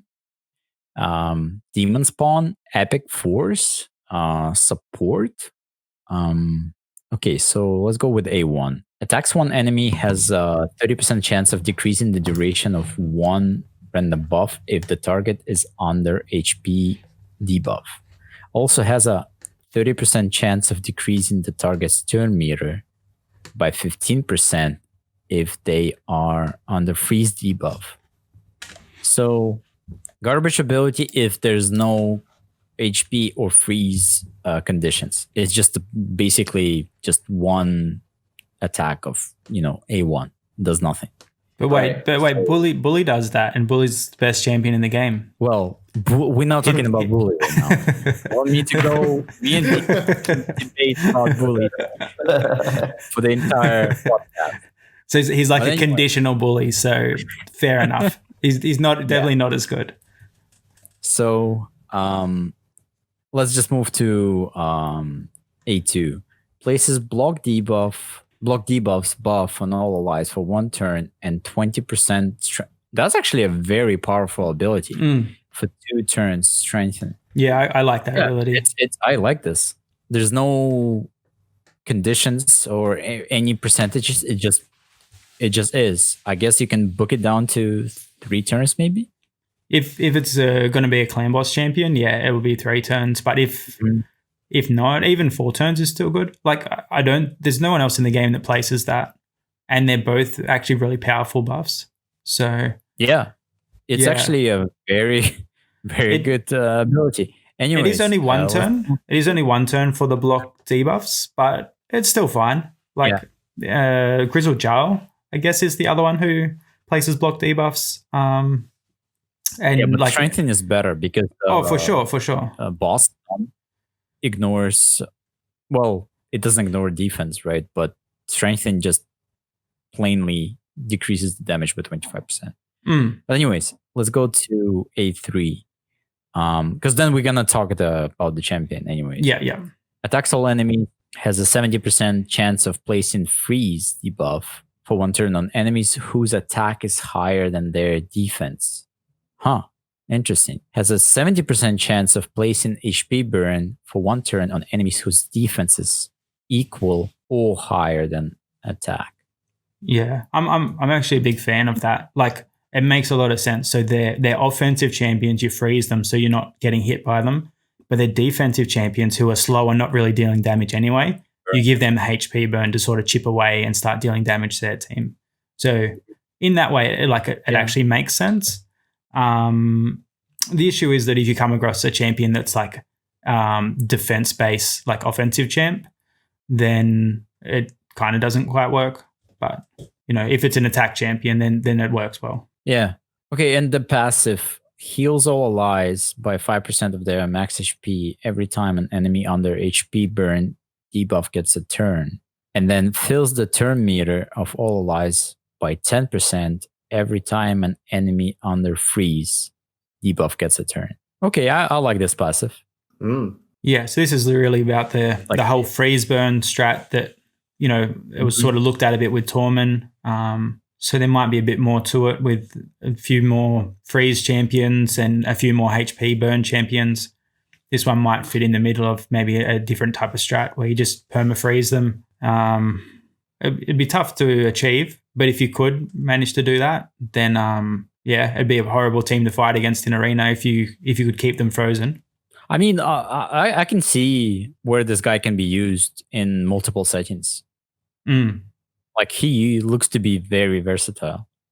Yeah. So how about this as a comp? So I run a fast Arbiter, then I run a fast Gurgo that's like speed tuned with him, and then like I run like this guy and someone who's like super, like a tanky type of champion that's going to keep us alive. If you don't have like a hedgy, how do you guys sort of feel about like some kind of comp like that? I'm not sure with the Runyon Gurger and this dude. Well, the Gurgo will like strip all their if they're trying to run immunity or anything. So he strips and then freezes. So now they're all frozen. So then you're getting 10% boost to your turn.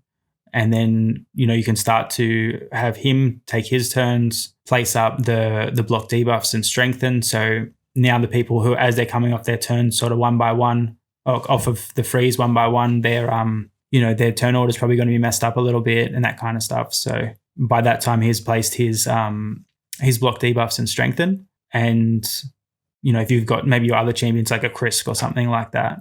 I don't know. Like, I'm just sort of brainstorming of how you could make it sort of work. Yeah. Like, I don't think it's like the best strategy, but if you had like decent champ, like maybe like a more of a gold 4 type team, something like that. Yeah, I guess. I think he's more useful in dungeons and clan boss, and probably Doom Tower. Most likely Doom Tower. Very good champion there. Yeah. Turn meter, heal. He provides the HP burn for the whatever it needs to be burned. Yeah, I think it's the Frost Spider you have to keep frozen. They have to keep the HP burn on. Defense in all battles. Pretty good aura. Oh, hold on. So Spiderlings, typically, do they have high attack, low defense? Would you think? I think they are more attack based, yes. Yeah, because then what that ability actually does is it freezes the Spiderlings and HP burns the spider. If that's the case, it could actually be really good for that stage. I guess like we don't know what their stats are, but if it turned out that was the case, then that ability would be good. The Ghostfire Gale. Deegs, any thoughts on this one? It's screaming a very good wave champion to me. So faction wars or maybe waves in the Doom Tower. It's really cool that you can give your team block debuffs and strengthen if you're expecting a big nuke coming along or something. Otherwise, freezing and burning them, the entire team. Otherwise, like instead of buffing your team, really cool like dungeon and faction war sort of ability there. Outside of that, yeah, he's all right. He's pretty cool. All right. Let's keep going. Let's go to the next one then. Manny, did you have anything to say about that one just before I scroll along? I guess the only thing I would say is that when we did the whole collab about Doom Tower bosses and things like that, one of the things we didn't talk about is the fact that you have to go through 2 waves to get to the boss. So we can have like this champion, that champion, this champion that's ready for the boss. But how tough will the waves be? And you have to get through those, to be able to get to the boss. So that's just something to consider. Yeah, if it's anything like the Valk wave on Faction Wars 21, where it's as hard as the boss, like in some factions. You might be spot on. Maybe you do need this to actually get through. So, all right, let's check out we've got the Grinch and then Artifact Rebalance. Okay, Yeah. so you mean the Grunch? Whoa, dude, whoa. The Grunch. Yeah, Disney are listening. Copyright, man. Copyright, yep. Grunch, Killjoy, Epic Force support, Ogren Tribes. So Ogren does need a little bit more love. So I don't mind that. Mace of Foulness. Attacks one enemy, has a 40% chance of placing a block buffs for 1 turn. That's fine. Kindle Fire. All right. Soulfire. Kindle Soulfire. Attacks all enemies, 50% chance of placing bomb debuff that detonates after 1 turn. Bomb champions haven't traditionally been that good, but if it's exploding after 1 turn, it's not the worst. Hex Eater removes all debuffs from all allies, then places a 15% continuous heal for 1 turn on each ally for every debuff removed from them. Okay, so that could actually stack up to a fair bit. Oh, hold on. What about if you pair him with GURP? So then you get you cannot remove that debuff. Yeah, you can. You can remove it. Like if you go and order the poisons and then you order Beck in the wrong order, he cleanses them. Mm-hmm. It just goes through the block immunity. Yeah. Yeah.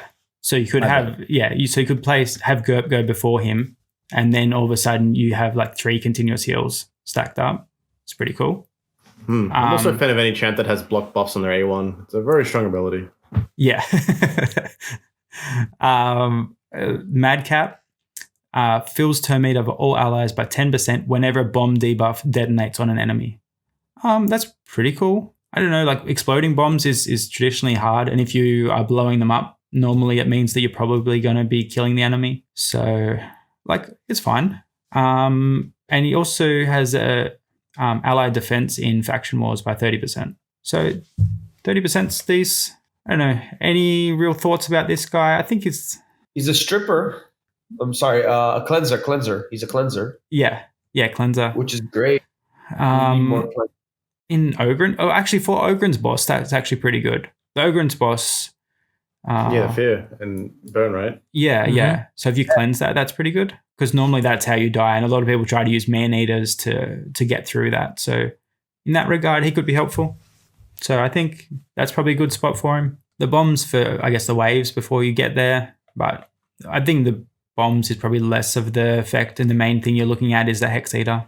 Yeah, he looks to be Faction War champion. Yeah. Okay. Because we've got a fair bit in the Artifact Rebalance. Might be... Yeah. We're already on 2 hours, so... Yeah, so I might look to just go through these ones quickly. So maybe we'll go for like an overall feel, and then if there was any real standout sets.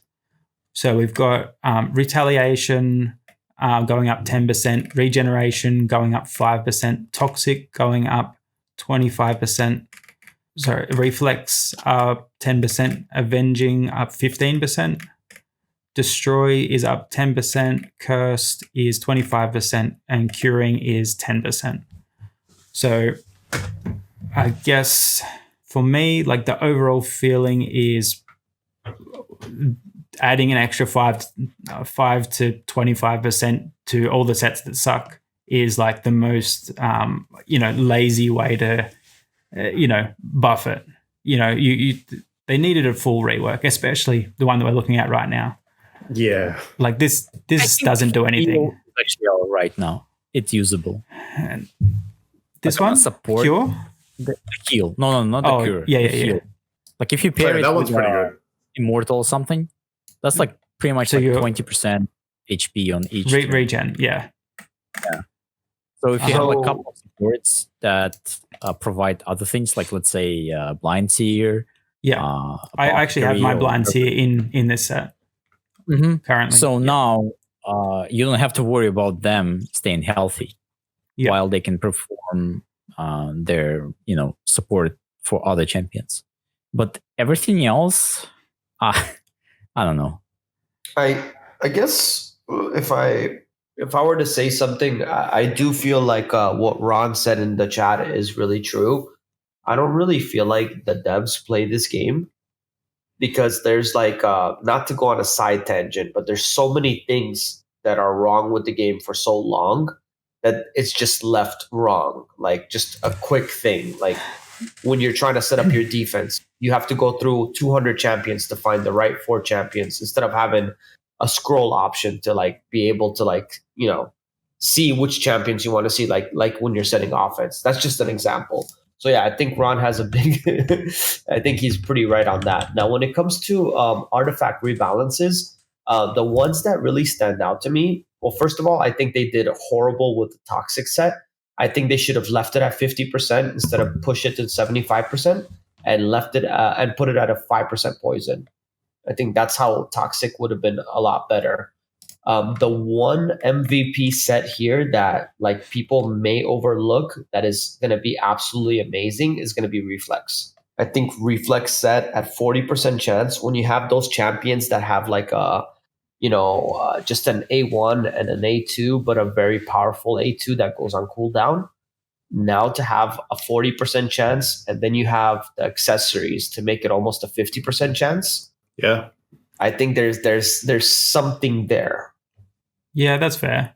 With 30%, it was too close to the 18% you get from Relentless. Like Relentless is just far superior because you basically get that effect and an extra turn. But yeah, 40% is enough of an increase that is now debatable whether it's like on a specific champion, whether it would be better or not. So yeah, I think that's a fair assessment, Manny. Yeah. Like maybe for a Kaimar or someone like that who you don't actually want to take a second turn, but you do want that chance to reduce his cooldown. Because you have to pair in the accessories as well. Like if you have 2 accessories, then you have another 10% chance, right? I think a Vengeance set has a lot of potential to troll people. And I knew that you and Deages would be getting a little bit excited about this one.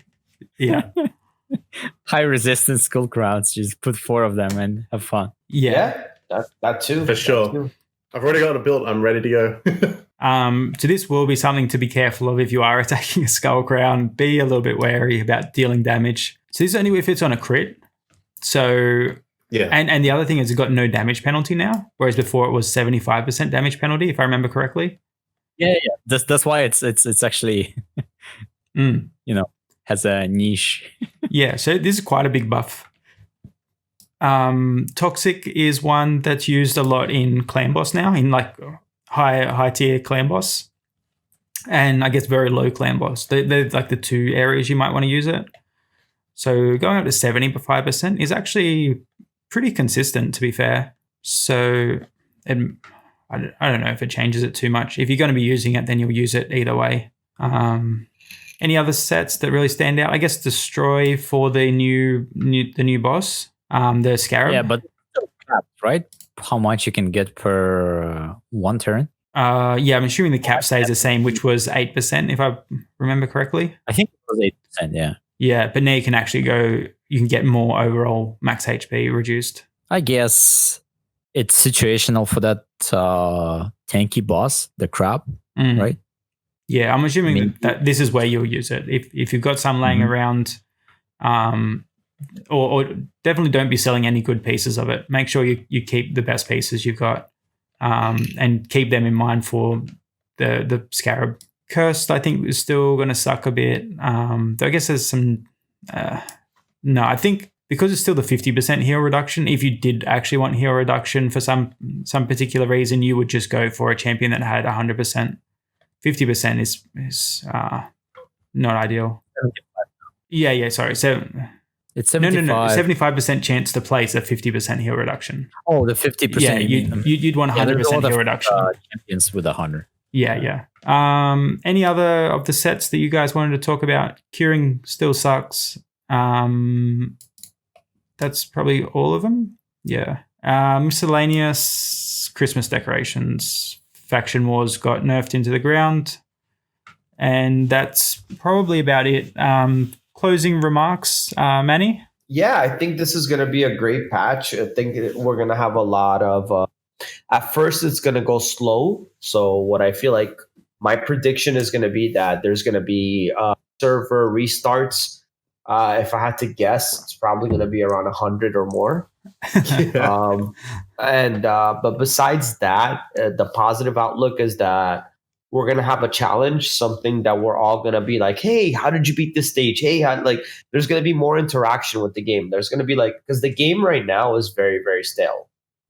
So I think this is going to be exactly what the game needs right now. It's just a nice challenge. It's unfortunate, but I guess it's okay. The fact that you can only do 10 stages a day, because, I would have loved to sat there and try to grind, see how far I can make it the first day, but it's okay. They're buying time. That's how they like to do this game. They want to, try to make it go as long as possible. Overall, very positive, a lot going on. And I really can't wait to see how we're all going to deal with Doom Tower. And I don't know. Just I'm being optimistic and positive. Yep. As the first week is probably going to be unplayable, so we all going to be collecting rewards. Yeah, week, about 7-8 days. That's when we're going to get into playable situation. But I hope they will give away free Doom Tower keys. But finally new content. Yep. After what, a year? To be precise, it's 15 months. Yeah, since Faction Wars. Faction Wars dropped in September, I think. Yeah. September, exactly. So 15 months. Oh yeah, it is 15. That's right. We're reading. Oh God, we're reading. That's that's one of the things that I wanted to kind of shed light on. I was a WoW player for 10 years. So every 7 to 10 months, we would have so much new content to do. And it was it kept refreshing the game over and over again. And I think that that's what they need to really do here to make this game stand out. Because the thing is, this game has incredible graphics, but the worst features and the worst content out of any other gacha game. So if they really step it up and they give us more content, I don't know what that... when we're looking in Arena, we have the pinnacle, activate whatever that is, start doing clan versus clan. Clans need to interact with other clans so desperately. That's going to bring everybody together. When you're sitting there and you're there's no other motivation than hey, I got to help out my friends. I got to log in and, do this and do that and beat this team or things like that. So, and, from when I was speaking to Diamond, because when I told Diamond, I was if you guys are planning on releasing Doom Tower and then going another year without any content, your game's going to die, 100%. You need to keep being consistent in releasing more and more content, because this game has so much potential, but it just lacks so much in what you can do every day compared to other gacha games. So I think if they really put it together and they really put a lot of their devs and they concentrate really hard, I think that 2021 can be this game's best year. Yeah. Diggs, what are your thoughts? Final closing remarks? Mm-hmm. So we have Doom Tower coming out next month in December. I look forward to being able to play it in January and progressing through it. I'm personally not a fan that they limit the keys, because I love just speedrunning things. So I'd love to have a world race, right? Day 1, well, let's be optimistic here. Day 7 or so of the Doom Tower's release, we have all the big streamers competing, trying to race through it as fast as possible. I think that would be a cool event, right? But that won't be there because of the gating with the keys. But that's fine. It's designed that way on purpose. It's to keep you playing the game, having more things to do over a longer period of time. The artifacts set rebalance are fine. Some of them are lackluster. Some of them are pretty good. Not every set can be amazing. It's fine, honestly. Again, some of the champs are good, some of the champs are dog shit. So, it's a mixed bag, but I think the game needs it, and it's going to be good overall. Yeah, I'm just happy that there's so much, so many changes happening at once. So hopefully it shakes up both the arena meta a little bit, because obviously it's starting to get a little bit more stale. There's a couple little changes here and there, but in the higher levels it seems pretty standard, and in the lower levels it's just bots, which that's not going to change too much from the sounds of this patch. But as for the PvE content, yeah, it should be pretty cool. Again, with what Deages was saying about being able to speed run through it. Obviously, if we finished it in the first 2 days, then I think a lot of people would just consider quitting after that. Like, what's after that? So I guess limiting the keys is fine to keep us entertained for longer. I am disappointed about the gear set rebalance. I would have liked to have seen a bit more thought put into it than just extra percentage points. Make the curing set do something else as well, or just do something totally different. Anyway, let's wrap it up here. I want to thank you all for joining us. I know it's been a little while since we all came together. We just didn't want to do a podcast just to do one. We wanted to share our opinions with all of you guys and just, discuss all these upcoming changes. So we appreciate all of you guys being here. Yeah, it looks like we've got a pretty good turnout. So yeah, thanks to everyone who's come in and stuck with us throughout the podcast. Appreciate that, guys.